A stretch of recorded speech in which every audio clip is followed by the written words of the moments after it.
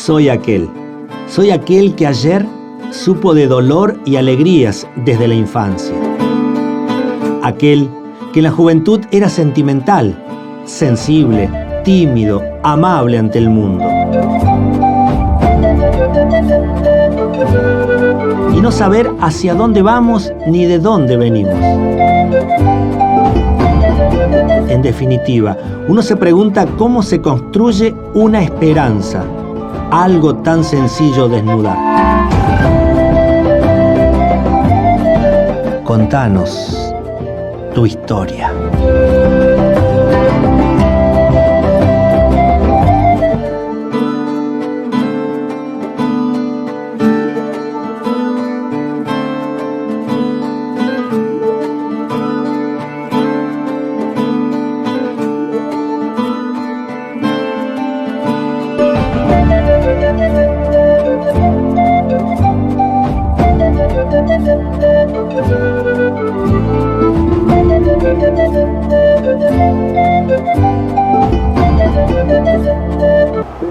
Daniel, ¿cómo te va? Bien, contento. Bien. ¿Contento? Con expectativas. Son muchas las expectativas. Y sí, porque esto de estar al aire libre, en este lugar que no deja de hacer cosquillas, ¿no? Sí. Porque Este como es un uno lugar piensa en la historia, hay muchos lugares que dicen mucho, Y este es un lugar emblemático para la ciudad y para el barrio. Por eso digo que hace cosquillas, ¿no? Porque no solo por el inicio de lo que eran los ferrocarriles, la ciudad, la mirada de Don Mensa cuando genera no solo la iglesia, sino también la gruta, con todo lo que esto significa, ¿no? La gruta de Lourdes, uno por ahí habla de la devoción de la Virgen de Lourdes, y la devoción tiene mucho con el mundo del dolor, de las limitaciones humanas. Entonces, conjugar todo esto, la historia, el ferrocarril, el crecimiento de la ciudad, los dolores humanos, los desafíos, dice mucho. Mucho. Y vos conocés mucho ya. ¿Lo conocías antes de venir a la ciudad de Las Varillas o empezaste a estudiar la ciudad de Las Varillas? ¿La empezaste a estudiar cuando estuviste acá? Porque claro, como párroco tenés que conocer. Volvamos al año, yo en el año 79 entré al seminario, 78 terminé la secundaria, 79 ingreso al seminario, allá por el 82, que acá se hizo una misión, que fue una misión en toda la diócesis, éramos seminaristas, aquí es donde empecé a visitar Las Varillas, en una novena que Mensa hacía aquí, que celebraba en la gruta, con todo lo que eso significa, y bueno, y ahí empecé a venir como seminarista, y después, ya después como cura, sí, ya vine habitualmente, pero te estoy hablando desde el año 82 que tuve mi primer contacto, todavía estaban los eucaliptus en toda la zona del centro cívico, claro. Los eucaliptus, muchas calles sin asfaltar, el colectivo que para llegar hasta aquí teníamos que, en el trayecto de la ruta rota, que bueno, duró muchos años, cualquier ¿no? semejanza con la realidad, pura coincidencia, pero la ruta rota que bajaba por la banquina, toda esa época de desafíos, ¿no? Para joven, tenía apenas 19, 20 años. Qué lindo recuerdo. Y uno ahora camina acá, ¿no? Pero cuando uno viene a las novenas y te ve, y vos ves todo eso lleno de gente. Sí. Yo creo que es una de las experiencias y de las sensaciones pastorales que más llenan el corazón. Mira, cada vez que me preguntan a mí, bueno, si yo he renunciado a tener una familia, yo siempre digo, uno renuncia, y lo hice libremente, conscientemente, pero Dios no te deja sin la experiencia de poder vivir, por ejemplo, la paternidad. Y hay dos ámbitos en donde yo vivo eso y me enriquece. Uno es en mi familia con mis sobrinos. Claro. Tengo 8 sobrinos, ya 2 sobrinos nietos, y esa experiencia a mí me hacen padre. Y la otra experiencia, por ejemplo, es esta, ¿no? Cuando vos estás celebrando y vos ves a la gente, o los chicos que te dieron un beso. Bueno, ahora estamos, toda la situación de pandemia la sabemos, pero la experiencia de que te piden que reces, que te hacen conocer un dolor del corazón, una búsqueda, una crisis, una alegría. Hay un signo de vida ahí. Y ahí es donde está la paternidad también. Yo me enriquezco mucho eso, ¿no? Porque me lo apropio y lo hago como una experiencia de decir, aquí estoy viviendo esa paternidad de una manera particular, pero que es paternidad al fin. Cuando hablaste de renunciar y cuando decidís, en tus jóvenes, ¿cuántos? 15, 16 años, tomar este camino, ¿a qué renunciaste en esa adolescencia? En la adolescencia yo renuncié a dos cosas, ¿no? Porque, yo estudié en los Maristas,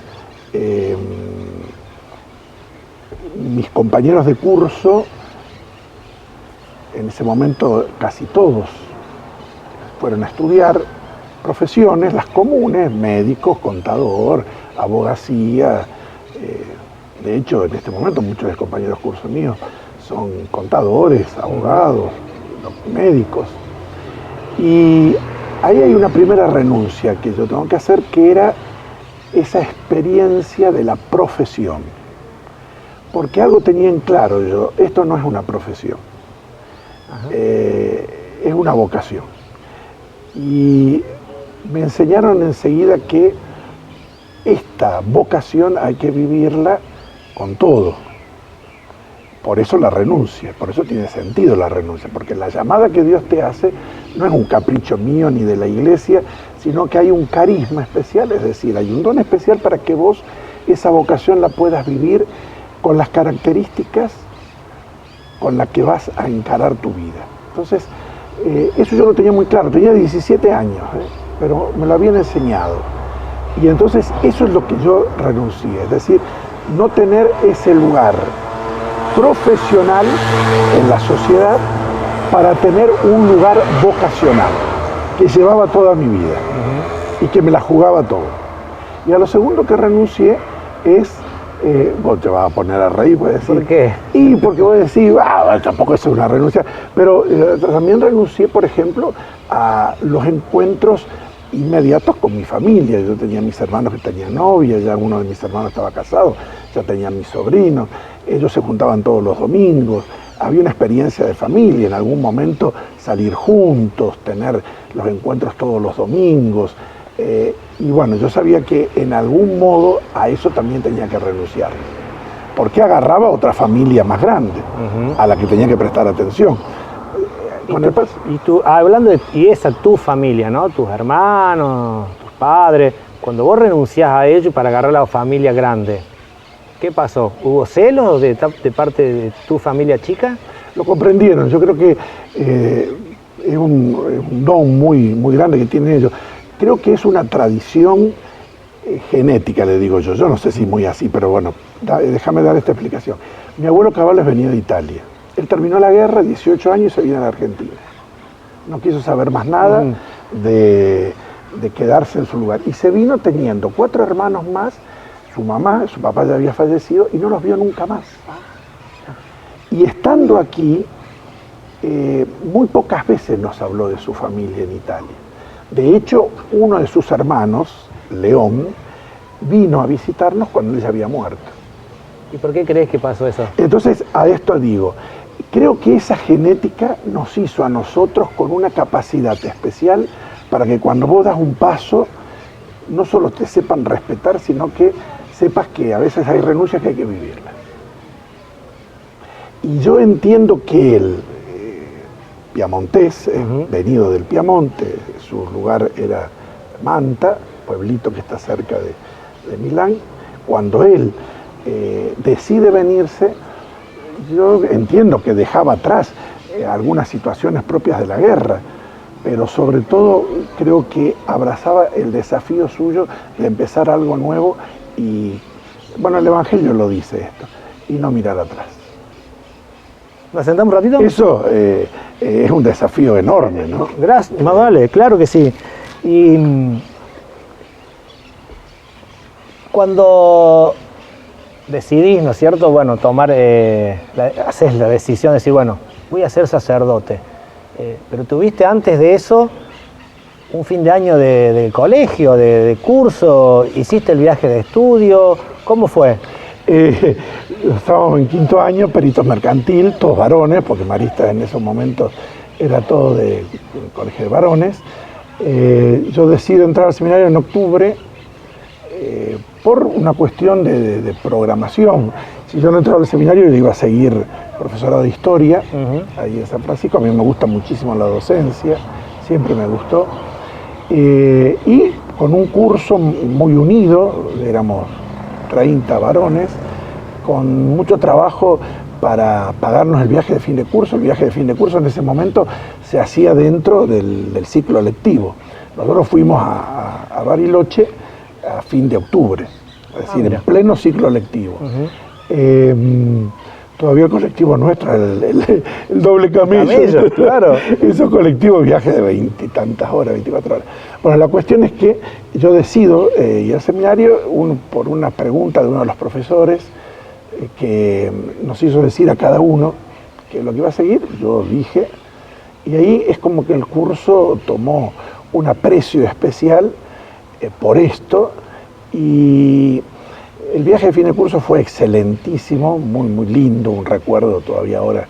Hace poco publicaron algunas fotos del viaje de fin de curso, con mucho respeto por parte de ellos. Obviamente, como con ellos fui a la confitería, hicimos salidas. Quizás el ritmo de salidas en ese momento no es al que están habituados ahora los pibes, chicos claro. hoy. Pero sí había una salida a la confitería, salida a las excursiones normales. Y yo me sentí muy acompañado por ellos, ¿no? Porque se sabía y no había nada anormal, sino que era lo habitual de una fiesta o de cómo se festejaba en ese momento. Siempre me sentí muy acompañado por mi curso secundario. De hecho, a muchos de ellos casé, a muchos de ellos bauticé a sus hijos, también con mucho dolor. Nosotros en el curso teníamos 3 ya fallecidos. Mira. En 2 casos, en San Francisco estando, también presidí las exequias de ellos, y eso hace una experiencia... Qué distinto. Sí, porque te va tocando la vida, y te va tocando cosas que vos compartiste, que fuiste tejiendo tu vida. Son como esos hilos, o esas hebras que van haciendo todo un paisaje, y de pronto vos viste que se te cortó una, y bueno, lo tenés que despedir. Sí, tenés que despedirlo, y tenés que apostar a que forman parte de tu vida también, ¿no? Y la despedida es todo un proceso que hay que hacer.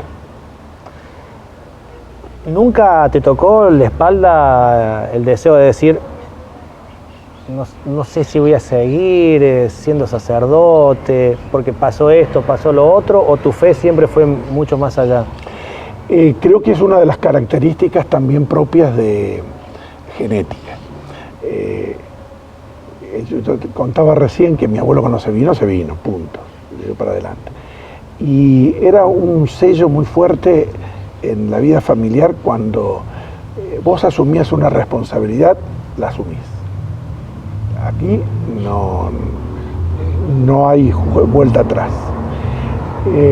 Siempre me acuerdo, lo conté, lo compartimos en otro espacio con vos, Cacho, cuando le comunico a mis padres, que no lo comuniqué yo, fue un hermano Marita porque yo no tenía mucha valentía, pero lo hice. Él vino y le dijo a mis padres, mira, Daniel está pensando en entrar al seminario, yo les vengo a comunicar esto. Bueno, mamá, su reacción de mujer enseguida fue pensar que no me iba a ver más a mí, a veces estaba dando vuelta esa idea, ¿no? Y papá pensó un rato, me miró y me dice, nosotros te vamos a apoyar, dice, pero con esa vocación no se juega. Suficiente. Entonces, uno viene con esa marca.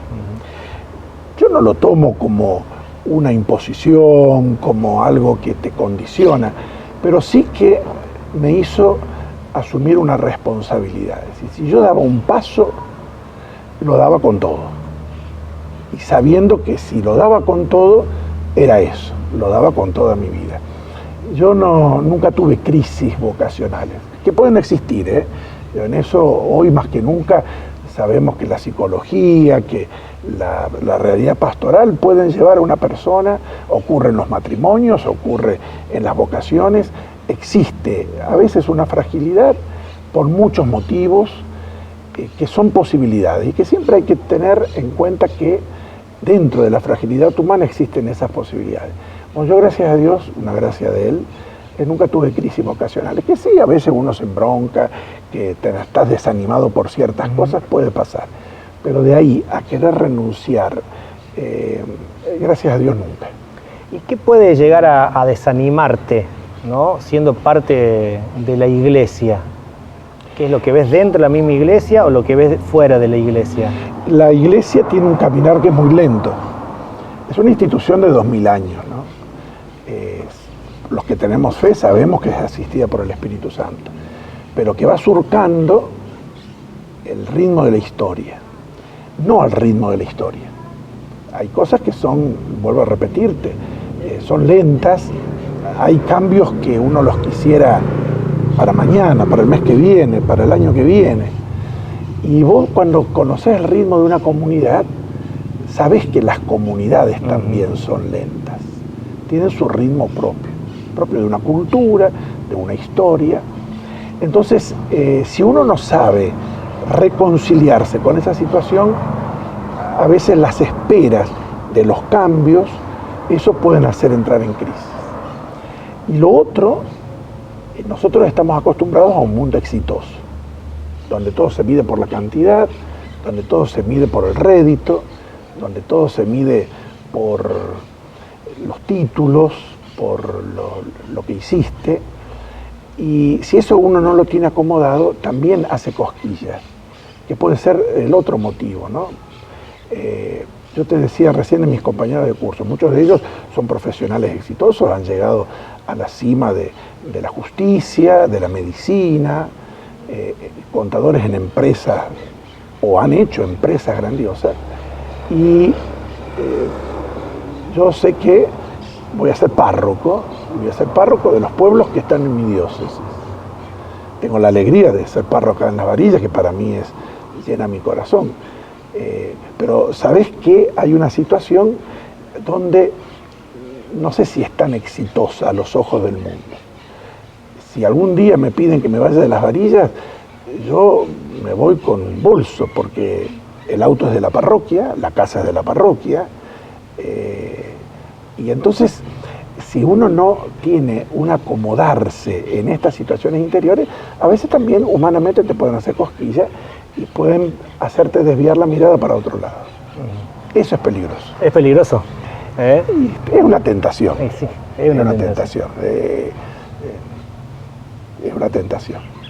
Vamos a hacer una pequeña pausa y ya continuamos con el padre Daniel Cavallo.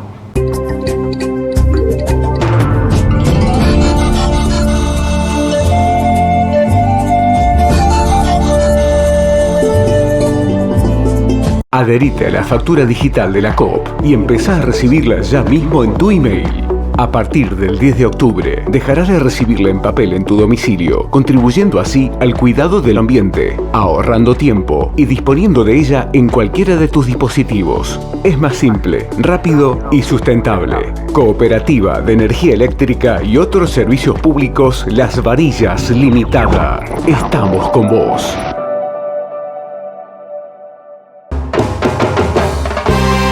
La Casa de la Milanesa, Sargento Cabral 486.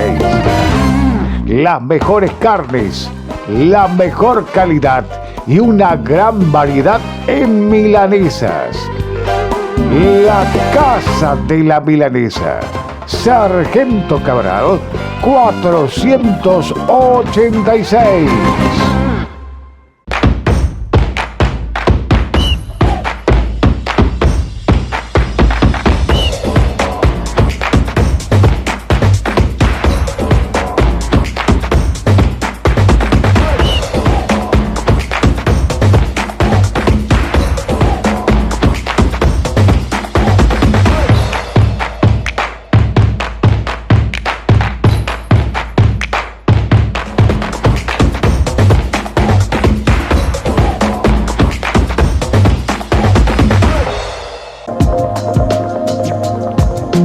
Casa Tisera, relojes y joyas. Italia 255. Festeja la boda de platino, 65 años, con la nueva colección Primavera-Verano. Casa Tisera, relojes y joyas. Italia 255.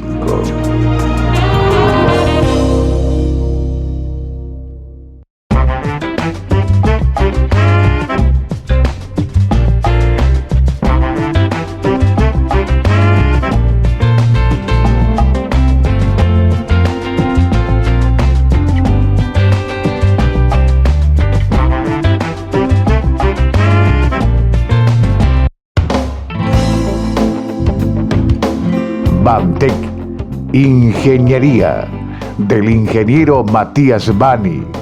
Somos agente oficial de Controlagro. Brindamos soluciones de energía solar, fotovoltaica y térmica para el campo y comercializamos además a precio de fábrica. Comunicate 3533 410199. Bamtec.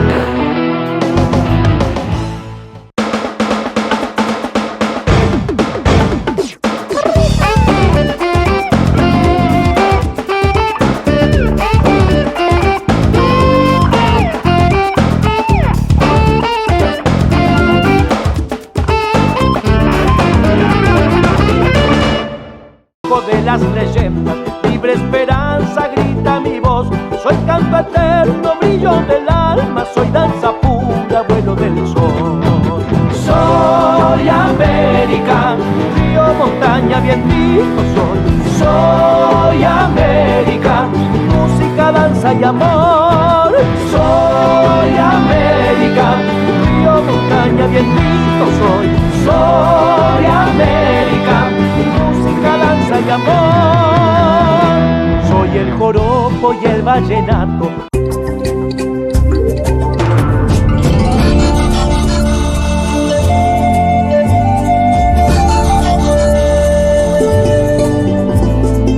Bueno, estamos adentro ahora. Esto es parecido a una confesión. Esta es una confesión. Así que como que me estoy confesando, cacho.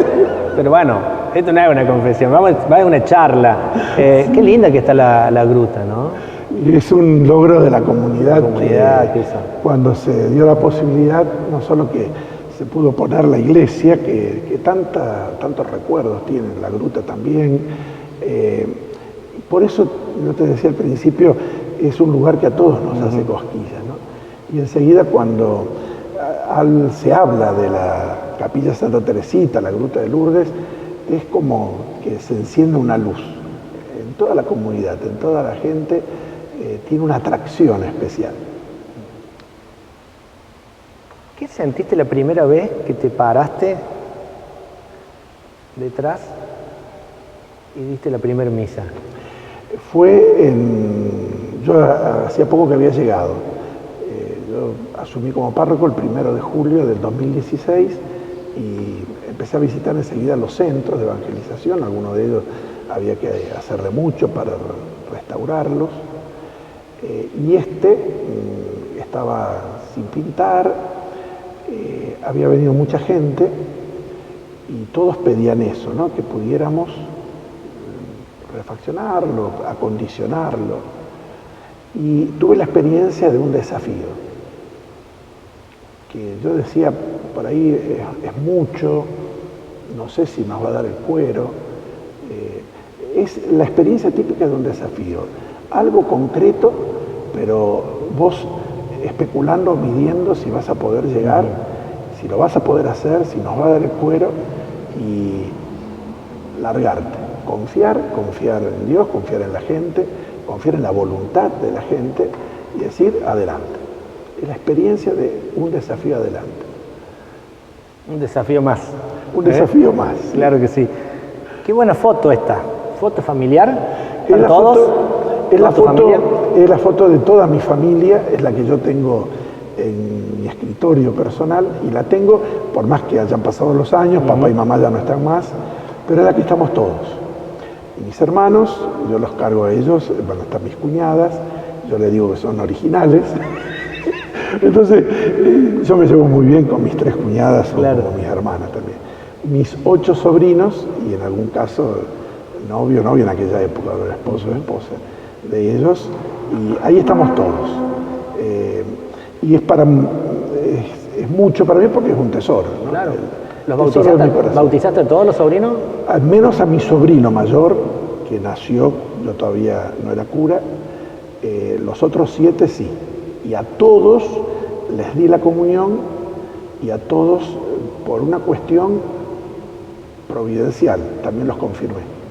Porque en la época que se confirmaron ellos, como son de edades similares, coincidió, yo estaba de vicario general o de administrador diocesano, pero por una coincidencia, y así que los confirmé también a ellos. Y en el caso de 2 de mis sobrinos que están casados, los casé yo. Y bauticé a mis 2 sobrinos nietos. Sí, lo primero que hicieron cuando decidieron casarse se lo dijeron a sus padres, y después enseguida me llamaron, me vinieron y dijeron, bueno, queremos que nos casemos. Y mis 2 sobrinos nietos, obviamente ahí no están, pues son pequeñitos, a Juani y a Angie también los bauticé yo. En una reunión familiar, ¿no? Con los niños chicos, ¿hablan como habla un niño o adelante un sacerdote, o vos sos el tío? Yo uno más de la familia. Con mis sobrinos aprendí a entender a los jóvenes y adolescentes, porque nos reunimos con mis hermanos, mis cuñadas, y ellos se juntan siempre, y aparte ellos tienen relación de primos entre ellos, comparten cosas, los que estaban estudiando en Córdoba compartían también a veces el departamento, y yo me siento siempre más cercano a ellos, y ahí es donde salen todos los temas, los boliches, la fiesta, el modo en el que se relacionan ellos, y ahí es donde yo aprendo. Todo. Sí. A veces también me evitan de meter la pata, ¿no? Porque por ahí uno de mis sobrinos, estábamos el fin del año pasado, el 31 de la noche, estaban todos hablando del Facebook, del Twitter, y todos me decían, tío, vemos que vos tenés un programa en YouTube, sí, y yo cometí el error, no sabía, no era un tema que manejaba, y les dije, me falta ver ese tema de esta red o de este espacio virtual donde se buscan novios. ¿Cómo es que se llama? Que no me acuerdo ahora. Tinder. El Tinder. Cuando dije eso, Tinder me miraron, así. No, me dice. Y mi sobrino mayor me dice, ni te quieras meter ahí. Y yo no sabía el por qué. Y todos se pusieron a reír. Y dice, pues es un lugar donde se busca novio, novia, dice. No te ¿Está desubicado? Yo pensé que era una red más o una plataforma más donde uno habitualmente pone sus cosas y dice, no, ese no es un espacio para vos. Bueno, esto lo aprendí de mi sobrino. Menos mal, qué lindo. Pero cuando, por ejemplo, qué sé yo, a ver, ¿las malas palabras para vos existen o son mal usadas o mal interpretadas? ¿Cómo sería? Son expresiones propias de un tiempo cultural donde a veces detrás de eso no hay una mala intención, sino que hay una especie de manifestación de lo que se quiere expresar y que no se encuentra otra forma que decir esto. Entonces, yo siempre hago intención. Una cosa es que yo te puedo decir a vos, sos un mentiroso, y eso es mucho peor que una mala palabra, porque te lo estoy diciendo con toda mala intención, con toda bronca, y a lo mejor pasamos por la calle y te digo, chao, cacho, no sé, qué sé yo. Y es una broma utilizando una expresión que manifiesta afecto. Entonces, es de acuerdo a lo que uno quiere poner detrás de la palabra que está usando. Seguro. ¿Esta foto? ¿Qué Esta significa? foto es también un tesoro. Esta fue el 8 de diciembre de 1985. 85, 35 años. Es el día de mi ordenación. El obispo que ordenaba era Monseñor Herrera, obispo de ese momento. Yo tenía 24 años. Después de una tormenta, de un día de calor, viento sur se había levantado un tormentón en medio de relámpagos y truenos, fue la ordenación. ¿A dónde fue eso? En la Catedral de San Francisco. Este es el momento en la vida de un sacerdote más importante porque es el rito de la imposición de manos. Es un gesto que se viene trayendo de la Iglesia de la época de los apóstoles, donde el obispo confiere a esta persona el orden sacerdotal. Teológicamente hay toda una explicación de un cambio ontológico en la persona, donde pasó a ser sacerdote, elegido por Dios para el servicio del pueblo, pero ese es el momento de imposición de manos donde se marca a la persona como, a la persona como sacerdote. Por eso también es un tesoro recordar esta foto, ¿no? Tenés estas dos que no las vamos a leer. Yo no las voy a leer porque no le entiendo la letra. Pero sé lo que dice. Pero usted sí, algo entendí lo que dice. Pero ¿quién te lo escribió? ¿Y en qué momento? Una es de él, esta es la del 2004. Vos sabés que, Cacho, es la primera vez que muestro esto en tu programa. Gracias. Así que, no, para mí es un gusto. Cuando vos me dijiste algunos recuerdos, volví las tengo en la Biblia. Yo en 2 oportunidades fui elegido administrador diocesano de la diócesis de San Francisco. Una cuando lo trasladaron a Monseñor Martini como obispo de San Justo, y la otra cuando lo trasladan a Monseñor Tisera como obispo de Quilmes. Se genera un periodo, dice el Código de Derecho Canónico, de sede vacante. Hasta que el Papa nombre el nuevo obispo, hay una vacancia en el gobierno pastoral de la diócesis que tiene que ser cubierta. La Iglesia nunca queda sin cabeza. Y el modo en el que se hace esto es eligiendo un administrador diocesano. ¿Quiénes eligen el administrador diocesano? Es una función del Colegio de Consultores. La diócesis tiene un organismo de 6 curas, están ya establecidos, elegidos, que una de las funciones del Colegio de Consultores es elegir al administrador diocesano cuando está vacante la sede. Una vez que se elige el administrador diocesano, se tiene que comunicar a la nunciatura y a todas las diócesis del país esa elección, porque quien va a guiar a la diócesis en tiempo de ser vacante es el administrador diocesano. Bueno, yo tuve el privilegio, la gracia y la alegría de que en 2 oportunidades me eligieran, y esta fue en el 2004, y Monseñor Bergoglio, en ese momento, arzobispo de Buenos Aires, el Papa ahora, me escribe esta nota que dice: apreciado Monseñor Cavallo, recibí su carta del pasado 20 de abril, muchas gracias, pido al Señor lo acompañe en su servicio como administrador diocesano. Esto bueno, me pongo rojo cuando lee esto, ¿no? Pero quedé hondamente conmovido por sus hermosas palabras el otro día en San Justo, gracias. Porque cuando asume Monseñor Martín en San Justo, quien lo despide de la diócesis fui yo.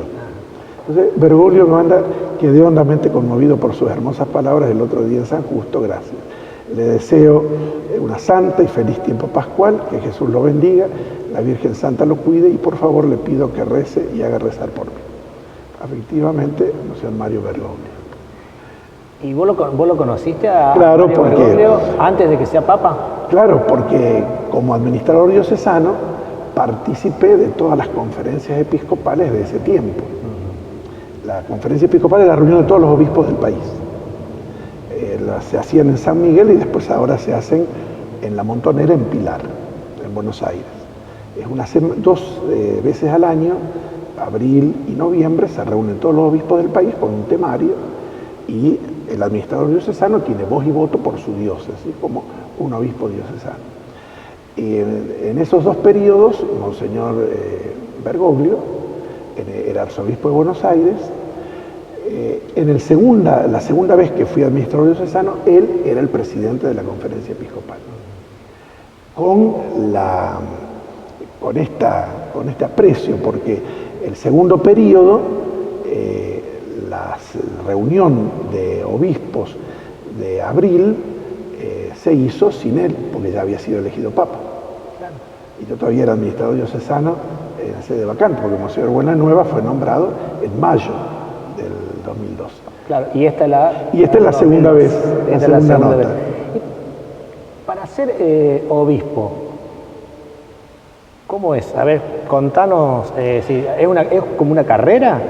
¿Hay que estudiar, hay que seguir perfeccionándose? ¿Cómo es? El Código de Derecho Canónico da 3 requisitos para ser obispo. Primero, obviamente ser sacerdote. Segundo, tener 35 años o más, sería la edad de piso. Y tercero, instruido en ciencias canónicas, teológicas o dogmáticas. Nosotros a eso lo llamamos a veces un estudio posgrado que uno tendría que hacer. No es condicionante, pero siempre se pide que exista una capacidad de que va a ser designado obispo en cuanto a las materias propias del manejo de la vida pastoral. Cuando se queda vacante una diócesis, los obispos de la región presentan ternas. Quien recibe esas ternas, que pueden ser de múltiples formas, ¿no? De muchas fuentes, es el nuncio apostólico de cada país. Y es el nuncio el que eleva a una congregación de la Santa Sede las ternas para las diócesis vacantes, que en el fondo se le presenta al Papa quienes pueden ser los candidatos de obispos y de acuerdo al manejo de las informaciones el que designa al obispo de cada diócesis.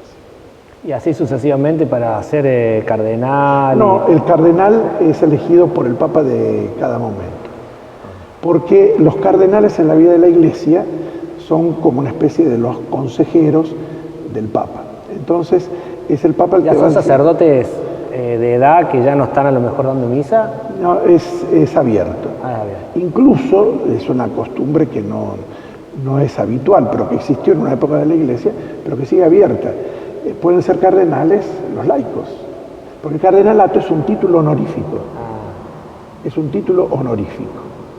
Cardenal quiere decir somos los que ayudamos al Papa en el gobierno de la diócesis del mundo entero, de la Iglesia del mundo entero. Entonces el Papa puede designar cardenales, a obispos, a curas. De hecho, últimamente Francisco designó a 2 sacerdotes que eran profesores suyos en la época que estudiaba jesuita, y los designó cardenales. Incluso una de las posturas que hay en la Iglesia es que ahora también las mujeres puedan ser designadas cardenales. ¿Y no hace falta que sean monjas? No, laicos, porque hacen al consejo del Papa. Los cardenales son los que eligen el Papa, y para elegir al Papa sí hace falta ser obispo. Pero en cuanto al consejo, a la ayuda, está abierta a todo el pueblo de Dios. Y bueno, estamos hablando de Francisco.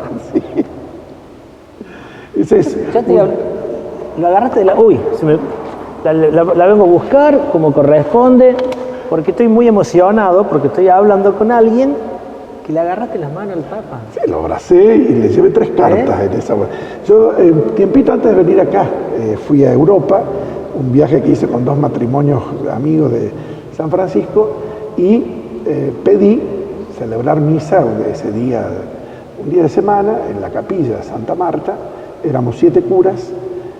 No traje las fotos celebrando misa, porque traje una sola nomás, pero están disponibles. Y después de la misa, el Papa, en una pieza lateral, nos va recibiendo de a uno, y ahí es donde saluda, charla un ratito, y bueno, pues ahí compartimos. ¿Espiritualmente? Para mí, por eso lo traje la foto, fue otro momento muy lindo de mi vida, porque yo celebraba 30 años de cura ese año. Entonces, lo único regalo que quiero es poder ir a Asís, a la tierra de San Francisco, y después ir a Roma, conocer la parte histórica, sí, pero si tengo posibilidad de celebrar con el Papa, y gracias a Dios la tuve. Y después el encuentro con él fue muy lleno de esperanza, ¿no? Porque me ve venir y me dice, Cavallo, dice, ¿qué hace acá? que se acuerda del apellido, es un signo muy... Y bueno, vine a verlo a usted, le digo. Y bueno, ahí llevé 3 cartas de una religiosa anciana, de un matrimonio joven y de un amigo suyo de Argentina, que sabía que yo iba y me dio una carta para él, así le expliqué. Me preguntó, dice, ¿cómo está la diócesis? ¿Cómo está la Bañacauda en la diócesis? La Bañacauda. Y Piamontés conoce, bueno, dice también saludos a todos, y ahí le dije, le voy a cumplir 30 años de cura, y bueno, ¿cómo te sentís? Esa pregunta, por ejemplo, ¿cómo estás? ¿Cómo te sentís? Muestra una paternidad, ¿no? Y eso también llena el corazón y es un desafío para seguir adelante. Y ante las situaciones no puedo bajar los brazos, hay que seguir adelante. Esa es la experiencia que tuve con él. Qué lindo. Hacemos un pequeño corte, volvemos enseguida, pero desde otro lugar.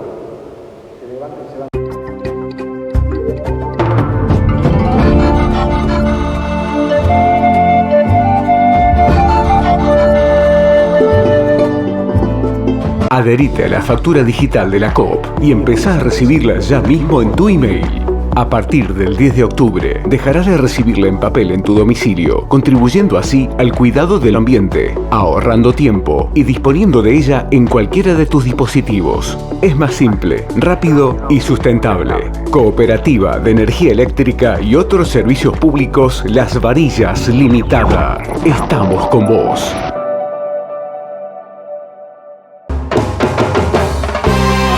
La Casa de la Milanesa, Sargento Cabral 486. Las mejores carnes, la mejor calidad y una gran variedad en milanesas. La Casa de la Milanesa, Sargento Cabral 486.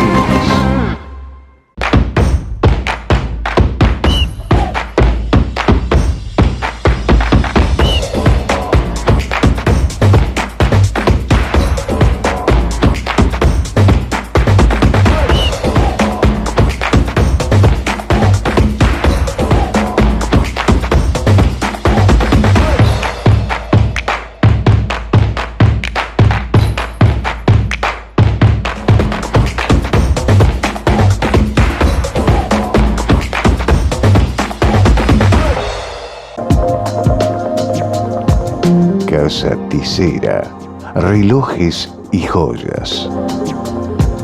Italia 255. Festeja la boda de platino, 65 años, con la nueva colección Primavera-Verano. Casa Tisera, relojes y joyas.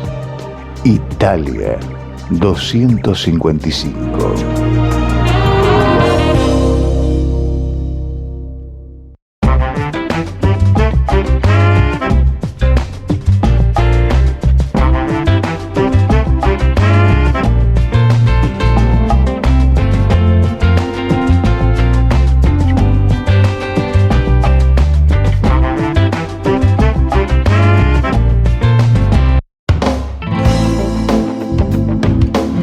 Bamtec, Ingeniería, del ingeniero Matías Bani. Somos agente oficial de Controlagro. Brindamos soluciones de energía solar, fotovoltaica y térmica para el campo y comercializamos además a precio de fábrica.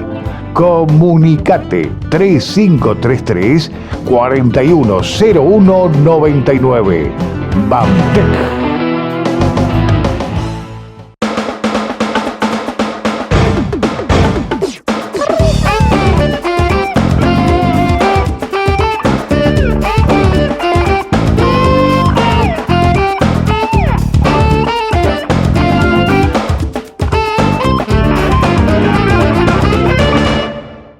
De las leyendas, libre esperanza grita mi voz. Soy canto eterno, brillo del alma, soy danza pura, vuelo del sol. Soy América, río, montaña, vientito soy. Soy América, música, danza y amor. Soy América, río, montaña, vientito soy. Soy América, música, danza y amor. Soy el joropo y el vallenato.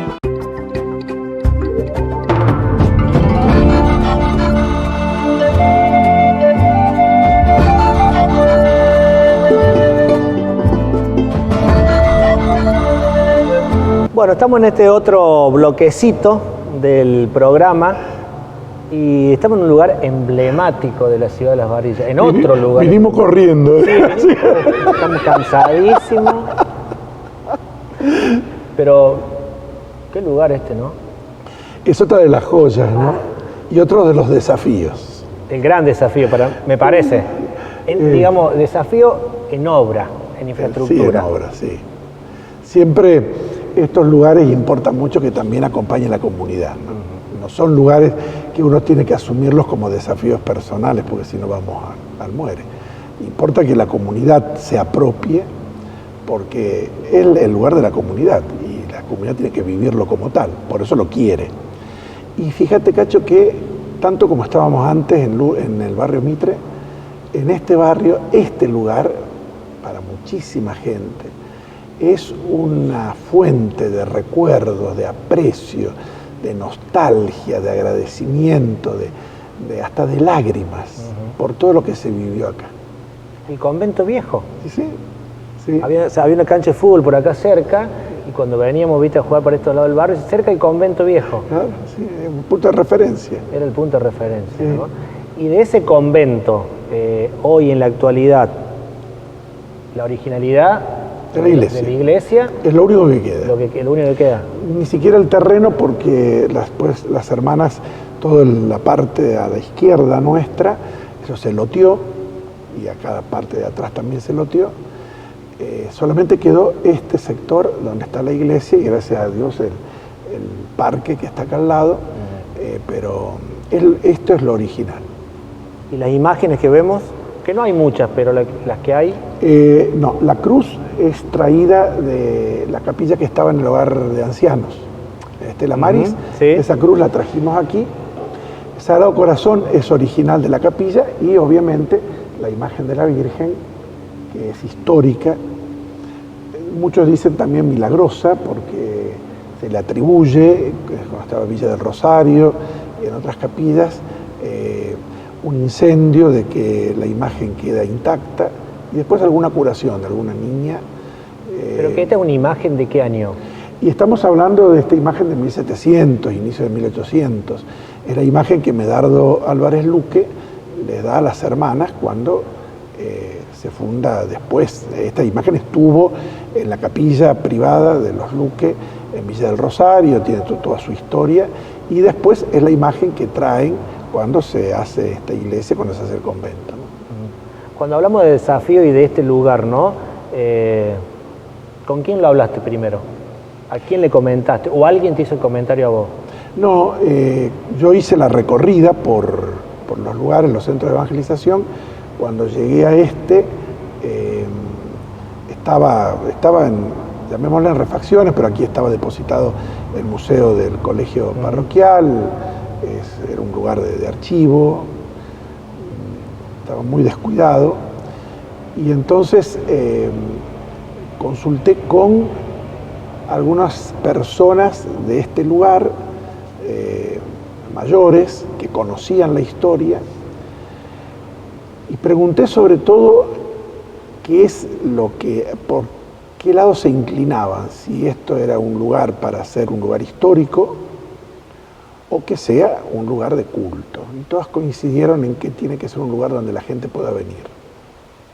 Y no deja de ser histórico. Y que no deje de ser histórico.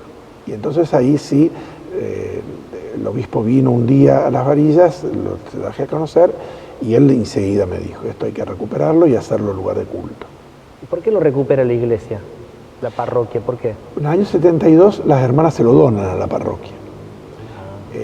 Y el padre Raúl en ese momento tenía el proyecto de aquí hacer un museo, porque la ciudad no tenía museo, no tiene museo, y entonces por eso él comienza con ese proceso. Pero claro, hacerlo museo era sectorizar su uso, porque iba a estar destinado a ser museo, no otra cosa. Yo me incliné más por el lugar de culto, por este aprecio y por esta historia dentro de la vida de la comunidad, ¿no? Me parecía que era un lugar donde no se podía desaprovechar, incluso por el sector en el que está. La ciudad se está extendiendo hacia el oeste, el norte, Entonces es un lugar propio para que las comunidades se puedan reunir, incluso celebrar los sacramentos. Y bueno, y eso es lo que me clarificó, y después por la palabra del obispo, del Consejo Pastoral, definimos que fuéramos haciendo este lugar de culto. ¿Vamos a caminar al parque? Vamos. Vamos un ratito. Y todo como vemos aquí, como está hoy, esto lo vinieron trabajando, estaban esas imágenes, las limpiaron, las hicieron nuevas.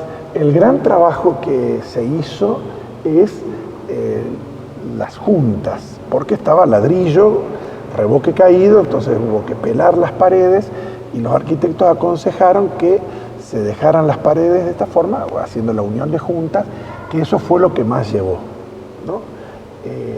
La iluminación ya estaba, se perfeccionó un poco. Se modernizó. Se modernizó la iluminación y luego sí, los lugares propios del presbiterio, del altar, el ambón, las escalinatas, los lugares de la Virgen y del Sagrado Corazón, eso sí se hicieron antes de la consagración. Pero los bancos, son los bancos también, que estaban todos apilados, encerrados ahí en una piecita, que algunos se restauraron, se limpiaron. Fue un gran trabajo de ingeniería arquitectónica para recuperar el espacio, haciéndolo histórico y también un lugar digno. La cruz que hemos puesto ahí junto en la entrada, que el otro día vino el nieto de los que tienen aquí una venta de maderas, acá a la vuelta. Cugino. Y el nieto está en el seminario de Santiago, está en el seminario de Río Cuarto. Y estuvo en las vacaciones y con otros seminaristas, los traje a conocer la capilla y después vino para la novena de Lourdes y estuvo cantando en uno de los días de la novena y después vino a conocer esta cruz que su abuelo había donado en aquel momento a la capilla. Esa cruz es la que estaba en el centro arriba. Y entonces dentro de la reorganización la recuperamos y la pusimos en el ingreso de la iglesia. Bueno, te decía de los bancos, son los originales de esta iglesia, se recuperó limpiándolos y poniéndolos. Bueno, las puertas tienen una riqueza que son de hierro y son las originales, ¿no? Como todas las aberturas. El Vía Crucis no, el Vía Crucis también lo trajimos de la capillita Estela Maris. Como allá se desafectó, está la residencia de ancianos, entonces lo trajimos aquí. Qué lindo, hermoso y la escalera, ¿no? Sí, la típica esa escalera al campanario. Difícil. Bueno, la campana anda aquí, la pusieron en uso. Mirá. La torre también es muy bonita. ¿Puedo tocar la campana? ¡Sí! Siempre soñé con tocar la campana. Esta imagen queda en la historia, fuerte, cacho. Ya van a empezar a caer alguna vecina, a ver qué pasa. No doy misa yo, no. Te pongo acá vos, cacho, que atiendas esta iglesia. Fui monaguillo del Padre Mensa. Bueno, entonces, es mucho decir, ¿no? Ya tenés experiencia adquirida. Es mucho decir eso. Y este parque es increíble. Y este parquecito que quedó. Increíble. Que hubo, me acuerdo, cuando estábamos haciendo las refacciones, esto se tuvo que hacer de abajo porque allá había un tapial, había una pared, había un gran árbol. Se tuvo que recuperar y se tuvo que hacer toda la base para el césped. Aquí trabajaba Julián Basso, Ezequiel Bassano y otros hombres más. Y toda la iluminación externa fue hecha por la escuela de la DAS de electricidad. Rindieron los muchachos con esta obra, que es toda una obra subterránea, ¿no? Toda la iluminación. Ellos rindieron con esta obra. Nosotros le dimos obviamente los materiales y ellos pusieron la mano de obra. Esto abajo hay todo un canal que tiene todas las etapas de precaución, de seguridad que requiere una obra de electricidad, y bueno, lo hicieron ellos. Así que estaban contentísimos de haber podido hacer esta obra. Y lo lindo del campanario, que Sí. es lo vistoso, lo llamativo, el emblema, ¿no?, de este sector. Y de noche queda hermoso cuando está la luz prendida. Queda todo. muy bonita queda. Muy bonita. ¿Qué sentís? ¿Satisfacción enorme? Es una satisfacción en este orden. Primero porque es un lugar recuperado y un lugar de culto. Eso para la comunidad es mucho. Pero también la satisfacción de ver de tantas personas que pueden expresar lo que vivieron cuando eran niñas, niños. Y esa alegría, ese gozo es una paga sin precio. No, seguro. Recién cuando estábamos viendo fotos, ¿no? ¿Alguna foto que tengas en tu mente y que no las tengas en papel, que te haya pasado y que dijiste, uy, no la tengo registrada, pero a mí en la vida me pasó esto? Sí, hay dos momentos. Uno doloroso, que no tenemos la costumbre, antes se hacía, ahora no, de registrarlo con fotos, papel. Y otro de alegría. Un momento doloroso es cuando tuve que despedir a mis padres, a mi mamá y a mi papá. Yo hice la ceremonia de despedida. Pero sí tengo la foto en la mente del momento, del recuerdo, incluso las palabras. Eso marcaron mucho en mi corazón, ¿no? Porque siempre perder a mamá, primero falleció mamá, después papá. Cuando se van los viejos hay que hacer un proceso. Se corta una raíz y empezás a hacer vos raíz.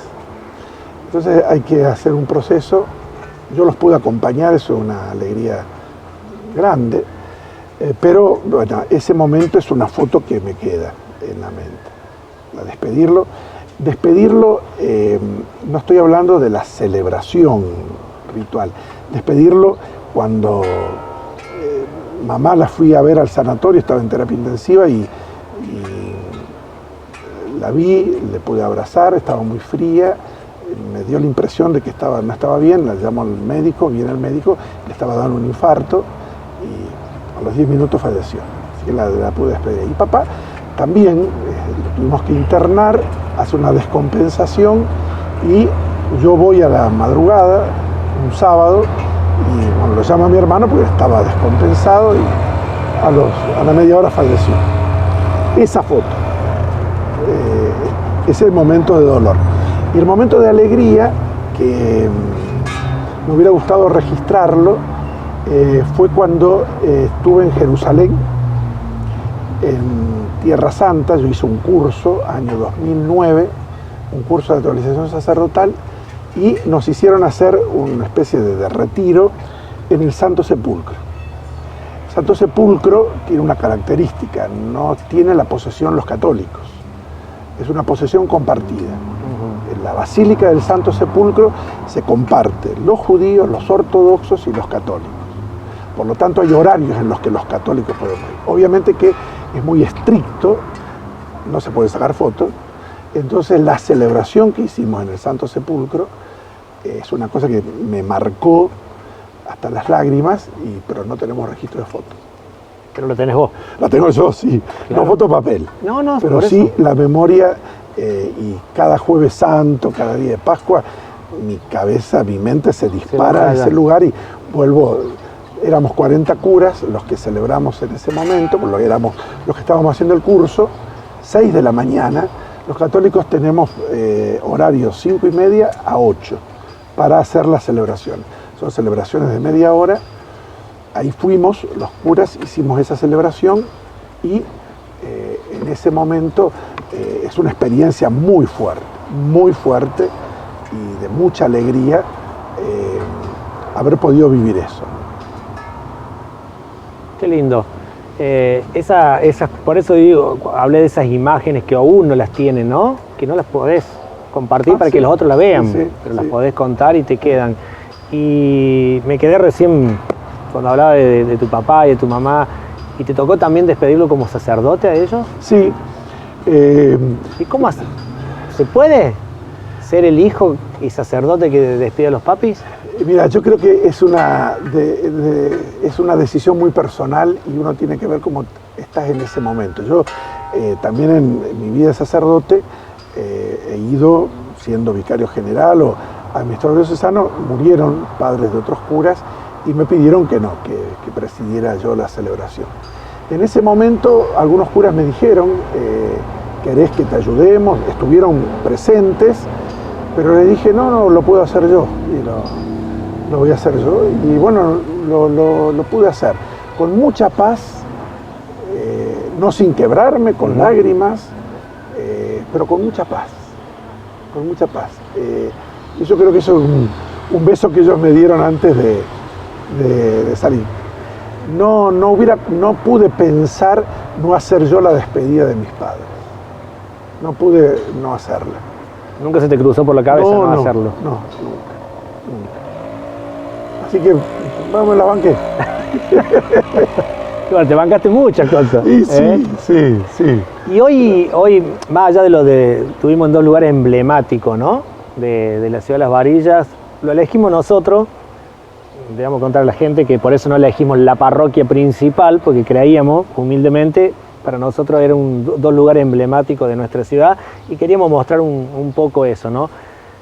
Y con la comunidad, ¿estás satisfecho? ¿Vas bien? ¿Crees que nos falta todavía como comunidad, con la iglesia, comunicarnos de otra forma? Más allá de este año y medio de pandemia, ¿no?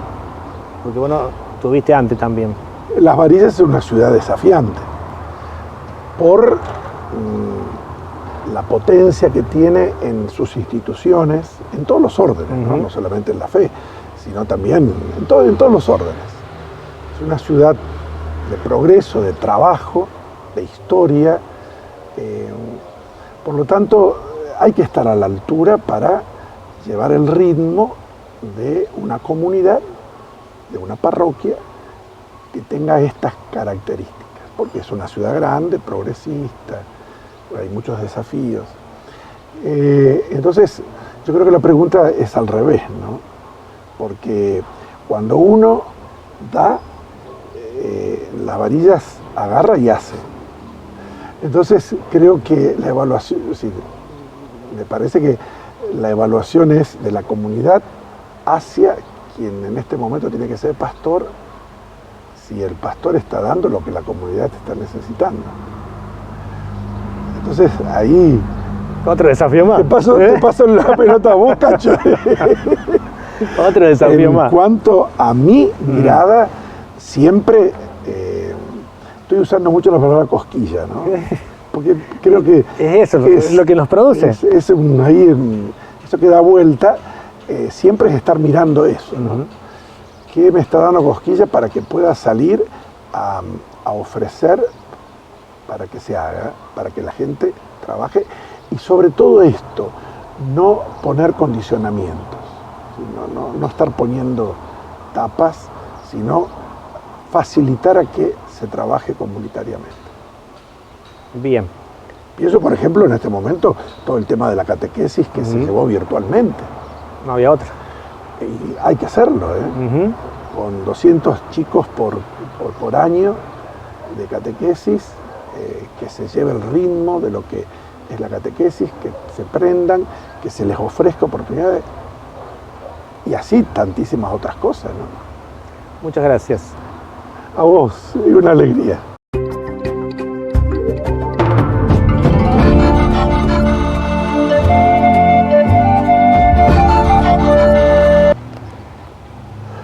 Bien, y cerramos el programa de hoy con un presente de la gente de Karen. Padre, muchísimas gracias. Karen se encargó de vestirme. Le queremos agradecer muchísimo a la gente de Karen y a vos también. No, es una alegría. Muchas gracias y lo voy a bien apreciar. Muchas gracias. Bueno, de esta manera cerramos este capítulo. Contanos tu historia.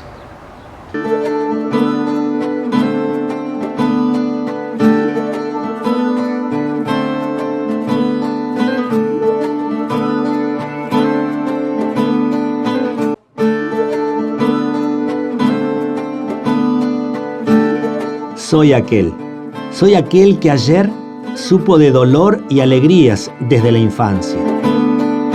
Aquel que en la juventud era sentimental, sensible, tímido, amable ante el mundo. Y no saber hacia dónde vamos ni de dónde venimos. En definitiva, uno se pregunta cómo se construye una esperanza, algo tan sencillo desnudar. Contanos tu historia.